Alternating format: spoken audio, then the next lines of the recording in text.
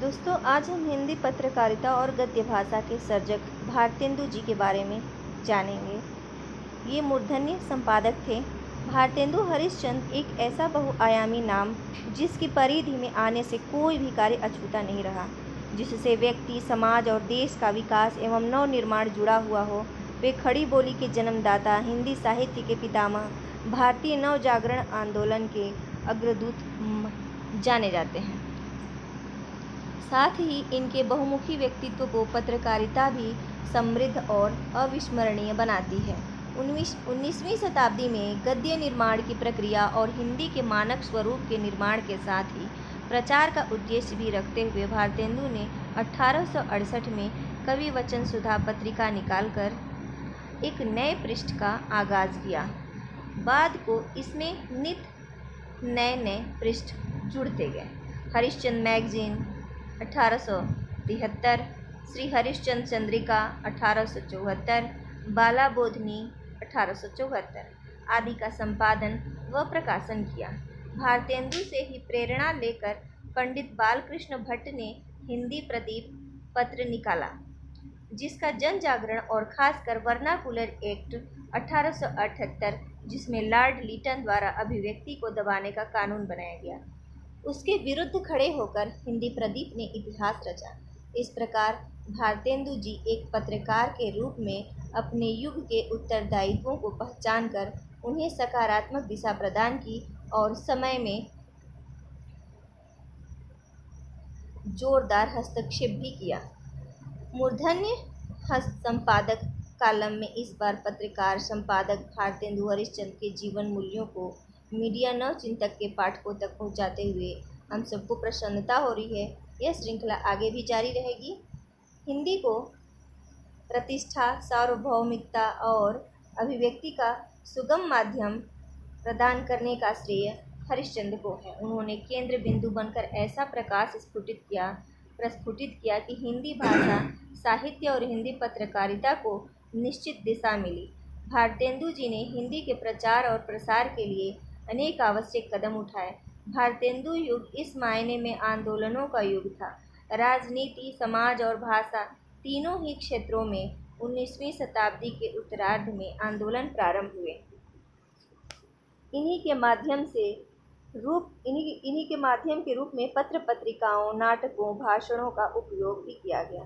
अनेक समितियों और संस्थाओं का भी जन्म हुआ। स्वयं भारतेंदु जी ने अनेक संस्थाओं को प्रारंभ किया।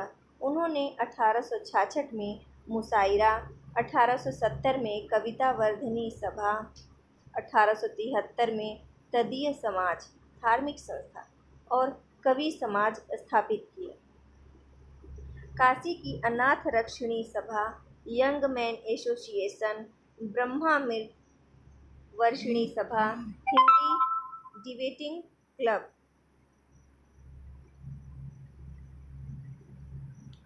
काशी सार्वजनिक सभा, वयस्याधिकारिणी सभा की स्थापना को भी प्रोत्साहित किया।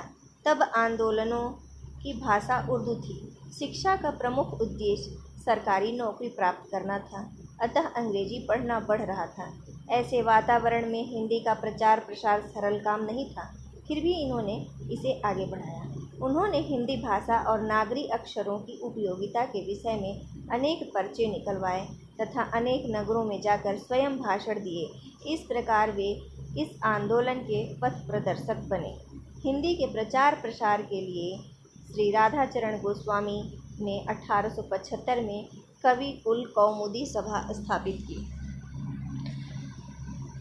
1877 में अलीगढ़ में एक भाषा संवर्धिनी सभा बनी, जिसने अनेक पुस्तकें छपवाकर प्रचार प्रसार किया। 1885 में प्रयाग में हिंद उद्वीरणी प्रतिनिधि मध्य सभा बनी।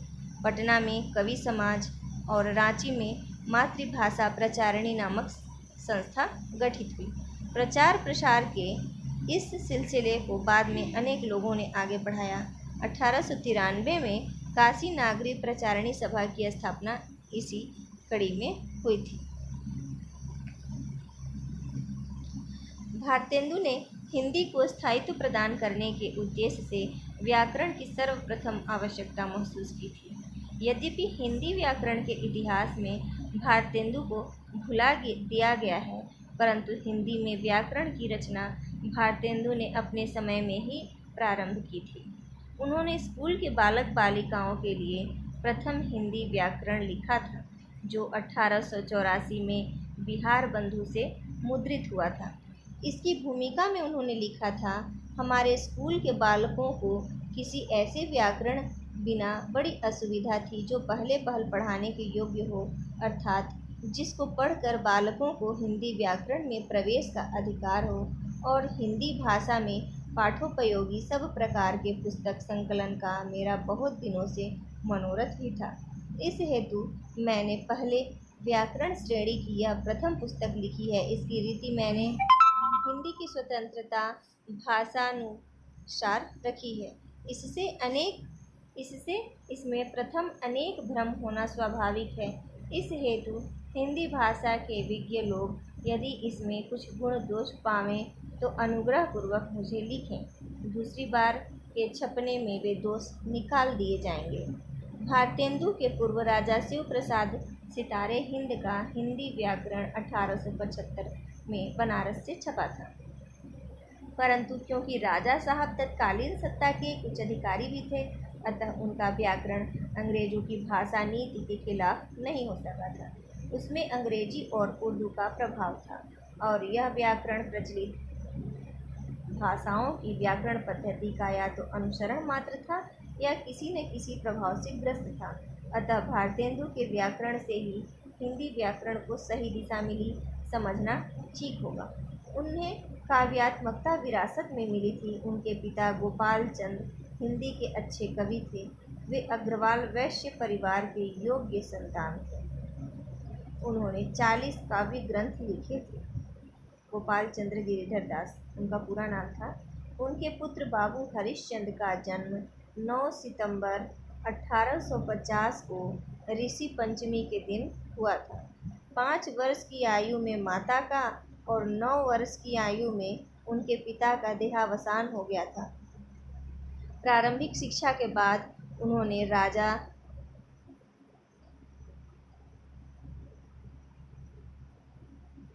शिव प्रसाद सितारे हिंद से अंग्रेजी पढ़ी, अतः वे उन्हें गुरु मानते थे। फिर क्वींस कॉलेज जाने लगे। वे तीव्र बुद्धि के परंतु चंचल और सजग स्वभाव के थे। कविता से उनका अधिक लगाव था। उन्हें 20 भाषाएं आती थीं। देश में अंग्रेजों का दमन चक्र चालू था। अभिव्यक्ति की स्वतंत्रता पर इस अर्थ में अंकुश था कि शासन के खिलाफ विचार व्यक्त करने में भय व्याप्त था। 1857 की आज़ादी की पहली लड़ाई के बाद शासन कंपनी के हाथ से निकल गया था और सीधे क्राउन का प्रशासन स्थापित हो चुका था।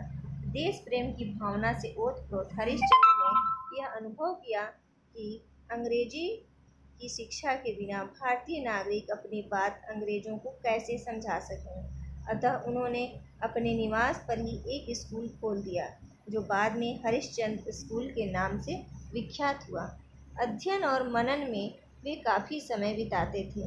15 अगस्त 1868 में 18 वर्ष की आयु में उन्होंने कवि वचन सुधा पत्रिका प्रकाशित की, जिससे कवियों को अपनी कविता प्रकाशित कराने के मानो द्वार ही खुल गए। बाद में पत्र मासिक से पाक्षिक और फिर साप्ताहिक हुआ। सम्मेलन पत्रिका भाग 10 अंक 2।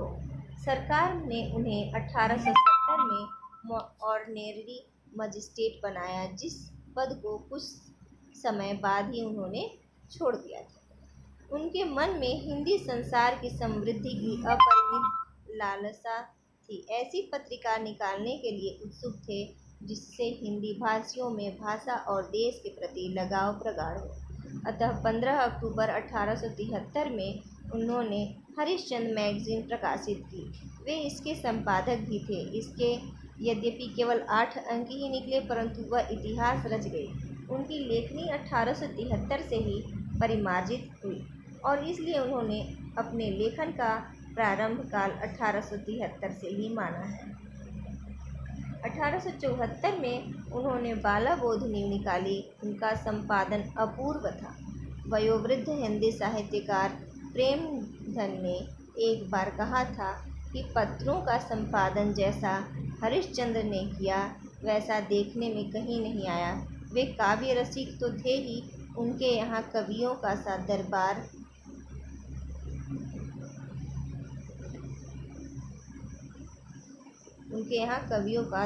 सा लगा रहता था। भारतेंदु को आधुनिक हिंदी का जनक कहा जा सकता है। तभी सब जानते हैं कि पद्य रचना तो पहले से की जाती रही, परंतु गद्य रचना का वर्षों तक अभाव रहा। 8वीं शताब्दी तक गद्य ग्रंथों की रचना न होने का कारण तत्कालीन राजनीतिक हलचल ही थी। हर्ष के बाद भारतवर्ष का कोई एक सम्राट नहीं हुआ। अनेक खंडों में विभाजित भारतवर्ष में राज्यों की अपनी प्रांतीय भाषाएं थीं।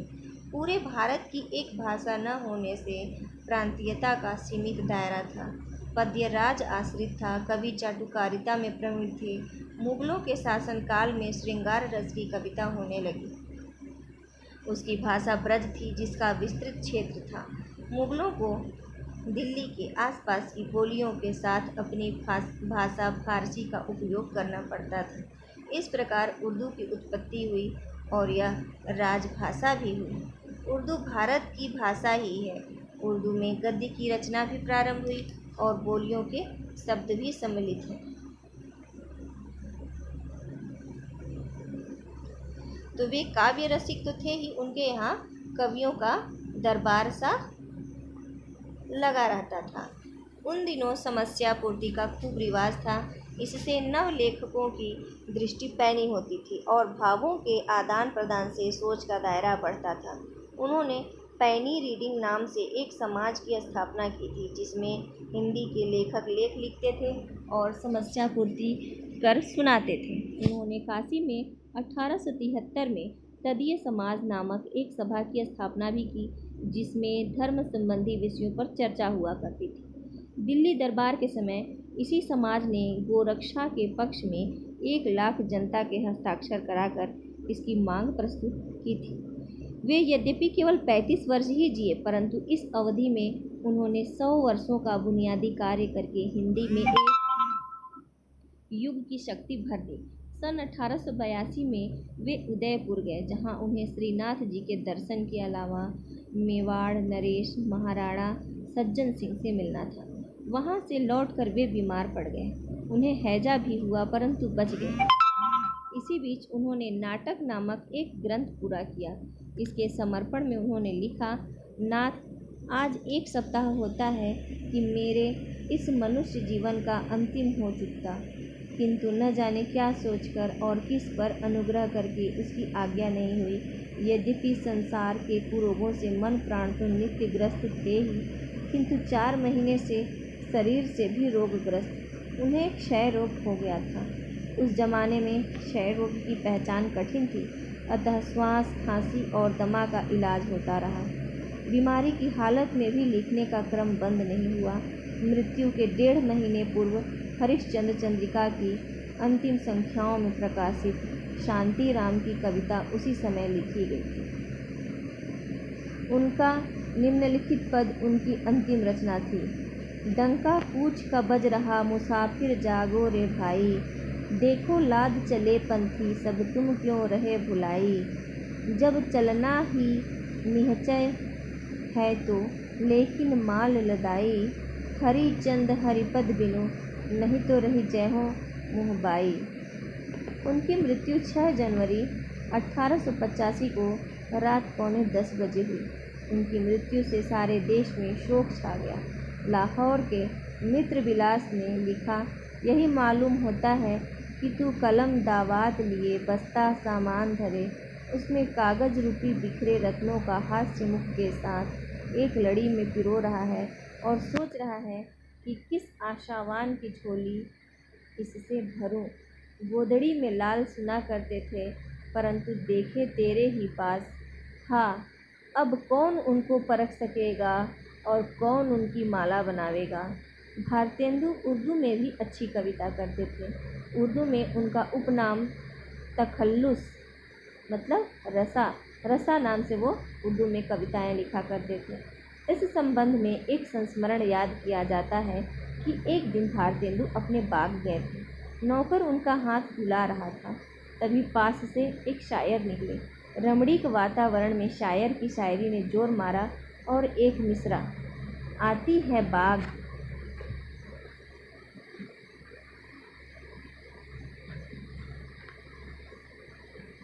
आती है बाग से कुछ बू ए कबाब। शायर बार बार दोहराकर इसे पूरा करना चाह रहा था, तभी भारतेंदु ने दूसरा मिसरा कह डाला, किसी बुलबुल का दिल जला होगा। भारतेंदु को आधुनिक हिंदी का जनक कहा जा सकता है।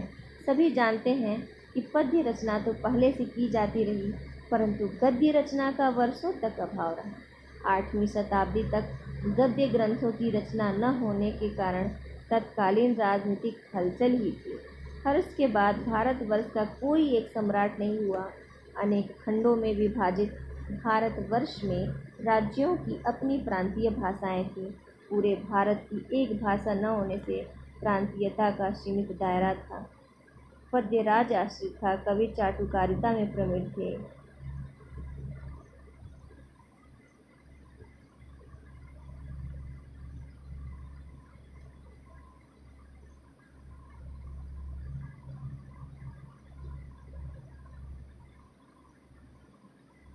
मुगलों के शासनकाल में श्रृंगार रस की कविता होने लगी। उनकी भाषा ब्रज थी, जिसका विस्तृत क्षेत्र था। मुगलों को दिल्ली के आसपास की बोलियों के साथ अपनी भाषा फारसी का उपयोग करना पड़ा। इस प्रकार उर्दू की उत्पत्ति हुई और यह राजभाषा भी हुई। उर्दू भारत की भाषा है। उर्दू में गद्य की रचना भी प्रारंभ हुई और बोलियों के शब्द भी सम्मिलित है। इस प्रकार फारसी के बाद उर्दू ने स्थान ग्रहण कर लिया। जब अंग्रेजों का राज्य 1757 में स्थापित हुआ, तब अंग्रेजों को स्थानीय भाषाओं का सहारा भी लेना पड़ा। अतः उन्होंने हिंदी और उर्दू दोनों को समान स्थान देना उचित समझा। दोनों की जनसाधारण में बैठती स्थानीय भाषाएं भी अपने क्षेत्रों में प्रचलित थीं। हिंदी का क्षेत्र काफी व्यापक था। अतः राजा शिव प्रसाद ने स्कूलों में हिंदी के प्रवेश के लिए कोशिश की। उर्दू वाले हिंदी को मुश्किल जुबान कहते थे, क्योंकि उसमें संस्कृत के शब्द थे।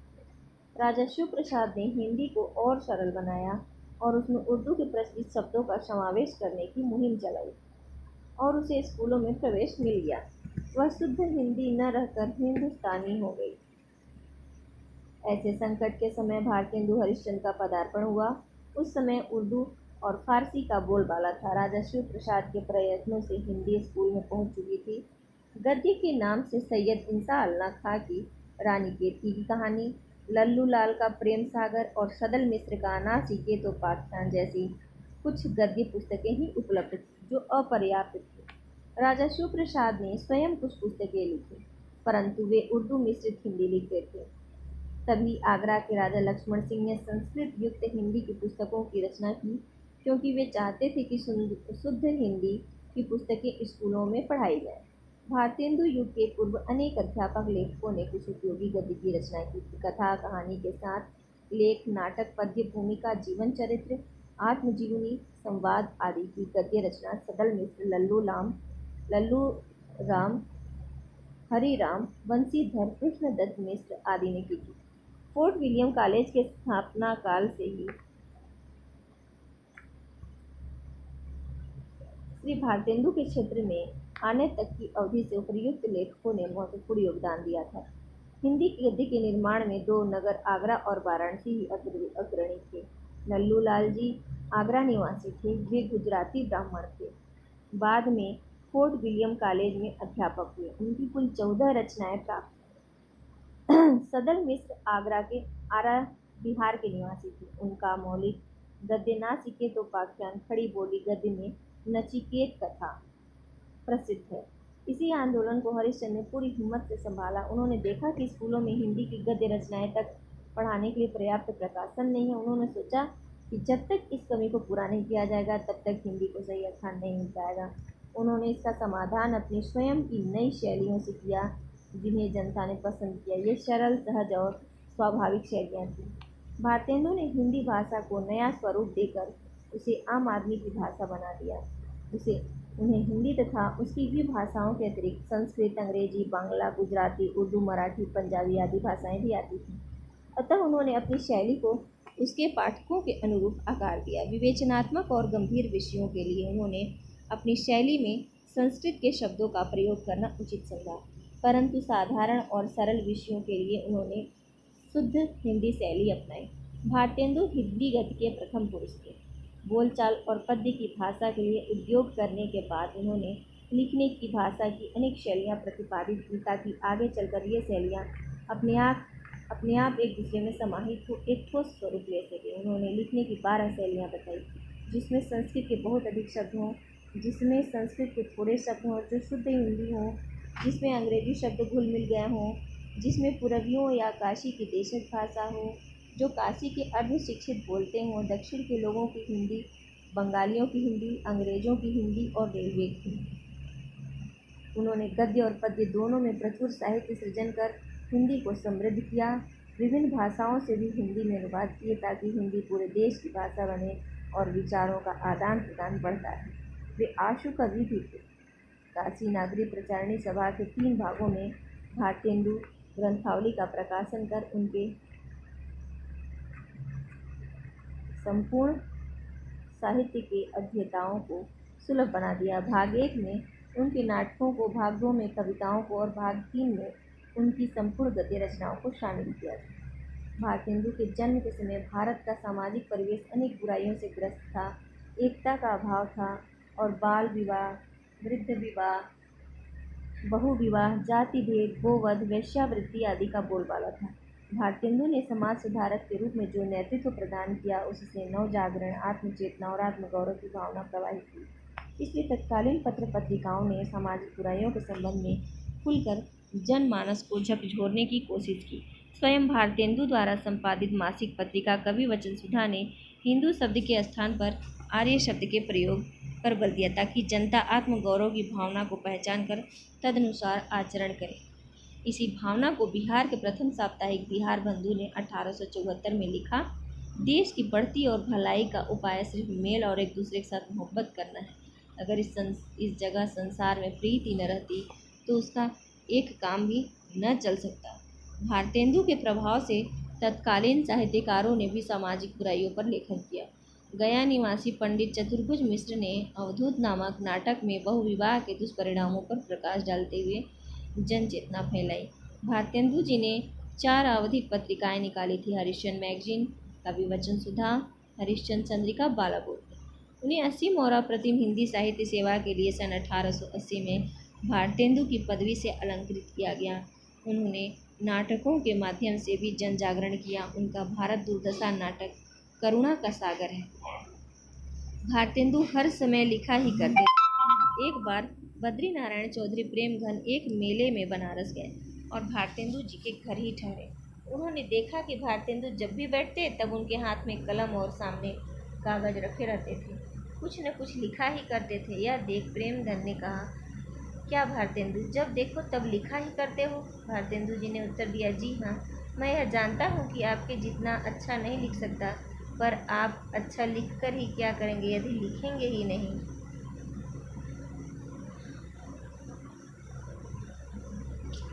तो आशा करती हूँ आप सभी को बहुत अच्छा लगा होगा। भारतेंदु जी की पूरी जीवनी और भारतेंदु जी के बारे में, भारतेंदु जी ने हिंदी साहित्य गद्य के विकास में अपना क्या योगदान दिया, कैसे गद्य का विकास किया, इसमें पूरा सन्निहित है। इसे ज़रूर पढ़िए और समझिए। धन्यवाद।